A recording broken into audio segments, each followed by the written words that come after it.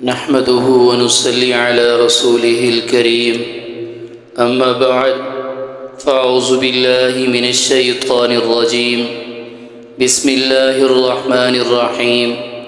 میرے واجب الاحترام معزز سامعین گرامی، آج کا ہمارا درس عہد کی پابندی کے متعلق ہے، جو کہ بہت ہی ضروری اور اہم ہے۔ رسول اکرم صلی اللہ علیہ وسلم نے ہمیں خطبہ دیا اور یہ ارشاد فرمایا کہ جس میں امانت نہیں اس کا ایمان کامل نہیں، اور جس میں عہد کی پابندی نہیں اس کا دین کامل نہیں۔ عزیز دوستو، اللہ تبارک و تعالی نے جس دین کامل کو رسول اکرم صلی اللہ علیہ وسلم کے ذریعے انسانوں تک پہنچایا ہے، اس میں ایمان کے بعد جن باتوں پر بہت زیادہ تاکید بیان کی گئی ہے وہ اچھے اخلاق اختیار کرنا ہے اور برے اخلاق سے حفاظت کرنا ہے۔ انسان کی زندگی میں اخلاق کی بڑی اہمیت ہے۔ اگر انسان کے اخلاق اچھے ہوں تو اس کی اپنی زندگی بھی قلبی سکون اور خوشگواری سے گزرے گی، اور دوسرے کے لیے بھی اس کا وجود رحمت اور چین کا باعث ہوگا۔ اور اگر انسان کے اخلاق برے ہوں تو وہ خود بھی زندگی کا لطف و مسرت سے محروم رہے گا، اور جن لوگوں سے اس کا واسطہ اور تعلق ہوگا ان کی زندگیاں بھی بے مزہ اور تلخ ہوں گی۔ یہ تو خوش اخلاقی اور بد اخلاقی دنیا کی زندگی میں ظاہر ہونے والے نتائج ہیں، جن کا ہر انسان اپنی روزمرہ زندگی میں مشاہدہ کر رہا ہے، لیکن مرنے کے بعد آنے والی ابدی زندگی میں اچھے اور برے اخلاق کے اور زیادہ اہم نتائج نکلنے والے ہیں۔ خوش اخلاقی کا نتیجہ رب رحمان کی رضا اور جنت ہے، اور بد اخلاقی کا نتیجہ رب خداوند قدوس کا غضب اور جہنم کی آگ ہے۔ انہی اخلاقی خوبیوں میں سے ایک خوبی عہد کی پابندی ہے، جس کے بارے میں سورہ بنی اسرائیل کی آیات ہے، وَأَوْفُوا بِالْعَهْدِ إِنَّ الْعَهْدَ كَانَ مَسْئُولًا، اور تم عہد کو پورا کیا کرو، بے شک عہد کے بارے میں قیامت کے دن پوچھا جائے گا۔ اس بارے میں 3 الفاظ بولے جاتے ہیں، وعدہ، عہد اور معاہدہ۔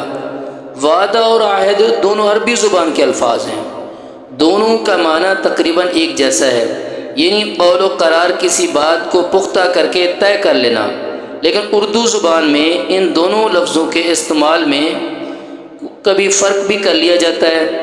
اگر کسی بات کو عام انداز میں ذکر کر دیا جائے تو وعدہ کرنا کہتے ہیں، اور بہت ہی پختہ کر دیا جائے تو عہد کہتے ہیں۔ اور جب دونوں انسانوں یا دو قوموں کے درمیان کوئی بات طے ہو جائے تو اسے معاہدہ کہتے ہیں۔ اور کبھی یہ فرق بھی کیا جاتا ہے کہ اگر ایک شخص یک طرفہ قول و قرار کر لے تو اسے وعدہ کہتے ہیں، اور 2 طرف سے قول و قرار ہو تو اسے عہد کہتے ہیں۔ عہد بھی 2 طرح کے ہیں، ایک وہ عہد جو بندے اور اللہ کے درمیان ہو، جیسے ازل میں بندے کا یہ عہد کہ بے شک اللہ تعالی ہمارا رب ہے۔ اس عہد کا اثر یہ ہوتا ہے کہ انسان پر اللہ کی اطاعت لازم ہو جاتی ہے۔ یہ عہد تو اسلامی تعلیمات کے مطابق ہر انسان نے ازل میں کیا ہے، اور پھر یہ دنیا میں وجود میں آنے کے بعد مومن کا عہد جس نے کلمہ شہادت کے اقرار میں ذکر کیا ہے، اس معاہدے پر عمل کرنا صورت واجب ہے۔ دوسری قسم عہد کی وہ ہے جو ایک انسان دوسرے انسان سے کرتا ہے، اس میں تمام تجارتی معاہدات، سیاسی معاہدے اور دوسرے تمام معاہدوں کی صورتیں شامل ہیں۔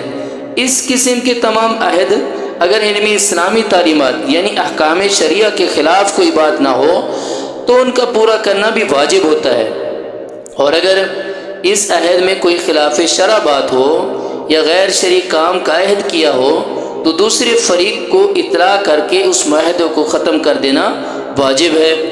اگر کوئی سے 2 فریق کسی کام کے کرنے یا نہ کرنے کا معاہدہ کر لیں، پھر ایک فریق معاہدے پر عمل نہ کرے تو عدالت میں دعویٰ دائر کر کے معاہدے پر عمل کرایا جا سکتا ہے۔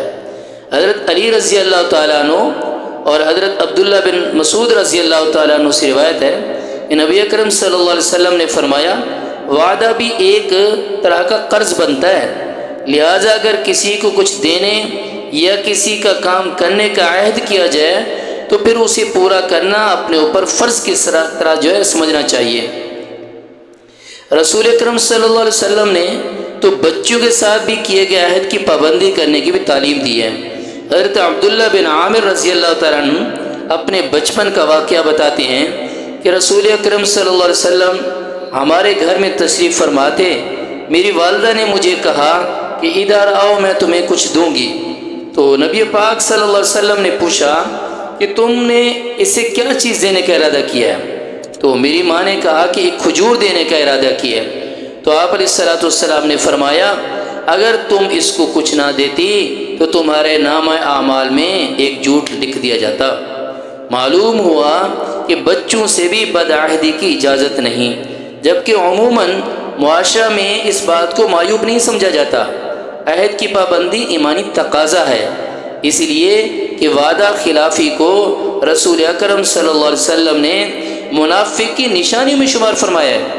جب معاشرے میں عہد کی پابندی کا خیال رکھا جاتا تو پھر معاشرے میں افراد کا ایک دوسرے پر اعتماد قائم رہتا ہے، اور جب عہد شکنی عام ہو جائے تو پھر معاشرے میں باہمی اعتماد ختم ہو کر رہ جاتا ہے، جبکہ زندگی کے اکثر معاملات کا انحصار اعتماد پر قائم ہے۔ اسی لیے کسی سے عہد کرنے سے پہلے سوچ لیا جائے کہ میں پورا کر سکوں گا یا نہیں، اور پورا کرنے کی نیت بھی ہے یا نہیں، اور پھر عہد کرنے کے ساتھ بندے کو انشاءاللہ بھی کہہ دیا جائے۔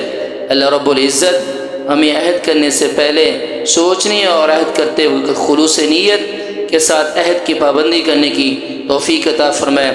اللہ تبارک و تعالی ہم سب کا حامی و ناصر ہو۔ وآخر دعوانا الحمد للہ رب العالمین۔